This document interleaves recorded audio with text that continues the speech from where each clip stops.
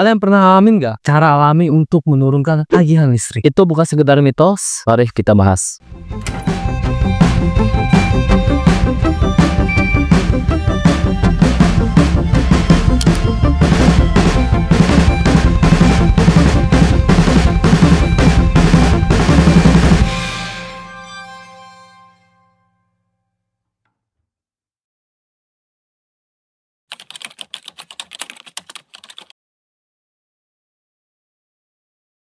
Untuk kalian yang tinggal di kota-kota, mungkin sudah merasakan suhu yang lebih tinggi dibandingkan di pinggir kota. Nah, fenomena ini disebut dengan urban heat island. Penyebabnya beton, aspal, minimnya vegetasi, dan aktivitas manusia. Permukaan keras menyerap panas siang hari, lalu memancarkannya kembali saat malam hari. Hasilnya, rumah-rumah pasti terasa lebih panas, AC udah pasti dinyalakan lebih lama, dan tagihan listrik pasti melonjak.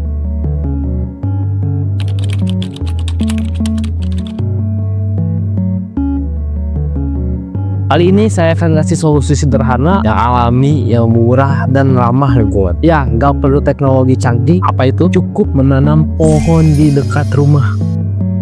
Ya, betul sekali. Menanam pohon di tempat yang strategis dekat rumah dapat mengurangi kebutuhan pendinginan hingga 5-30% di rumah tropis. Bayangkan pohon bisa bekerja 24 jam setiap harinya. Intinya menyelamatkan dompetmu dari panas yang tidak terlihat. Coba kita bayangkan dari sisi shading atau bayangan daun. Daun dan kanopi pohon itu otomatis menghalangi sinar matahari yang langsung. Dia ngeblokir sinar matahari itu sehingga rumah tetap sejuk. Yang kedua, evapotranspirasi. Itu ibaratnya pohon melepaskan uap air dari daun ke udara yang mendinginkan lingkungan sekitar secara alami. Fenomena ini mirip seperti AC, tapi gratis dan ramah lingkungan.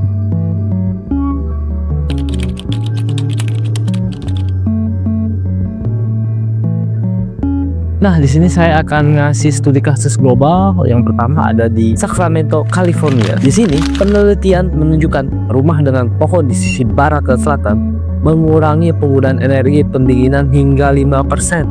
Nah, selanjutnya dari Illinois, Amerika Serikat juga ada pohon penentu perkotaan memberikan manfaat signifikan dalam mengurangi kebutuhan AC gedung dan meningkatkan kualitas udara perkotaan dengan mengurangi kabut asap. Pohon yang ditanam di lokasi strategis mengurangi tagihan listrik rumah hingga $200 per pohon dalam jangka panjang. Dan di Toronto, Kanada pun ada penanaman pohon di jalan dan halaman rumah meningkatkan bayangan jalan, menurunkan suhu lingkungan, dan mengurangi penggunaan AC di gedung-gedung sekitar hingga 10%. Dari sini kita lihat bahwa bayangan pohon aja tuh sangat-sangat bermanfaat. Tidak mengaruhi satu rumah keluarga doang, tapi juga lingkungan sekitar kita.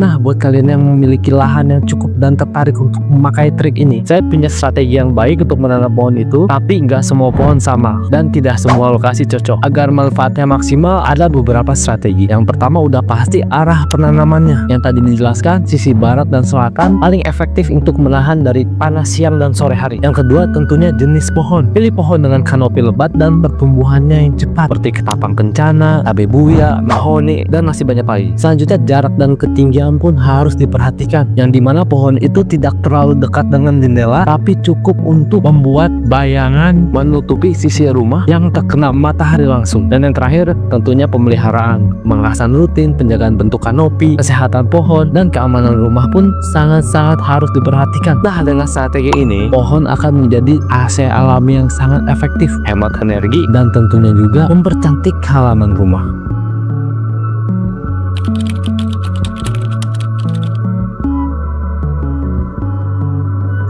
Pohon penentu adalah solusi alami hemat energi dan ramah lingkungan. Bayangannya bisa menurunkan panas, memberikan manfaat bagi lingkungan sekitar, dan tentunya menurunkan tagihan listrik Anda. Pokoknya setiap pohon yang kamu tanami adalah AC alami, penyaring udara, dan rumah bagi kehidupan. Dengan satu langkah sederhana, kita bisa menurunkan tagihan listrik sekaligus menyelamatkan bumi sedikit demi sedikit. Karena kadang solusi sederhana dari alam itu lebih efektif daripada teknologi canggih. let the leaf fly, biarkan bayangan pohon bekerja untukmu. Terima kasih sudah menonton video ini sampai akhir. Jika kalian suka dengan video ini, boleh di like dan di share ke teman-teman kalian. Dan jika rumah kalian sudah ada pohon di sekelilingnya, seperti di pembahasan kita tadi, boleh ceritakan pengalaman kalian di kolom komentar. Terima kasih sekali lagi. Wassalamualaikum warahmatullahi wabarakatuh.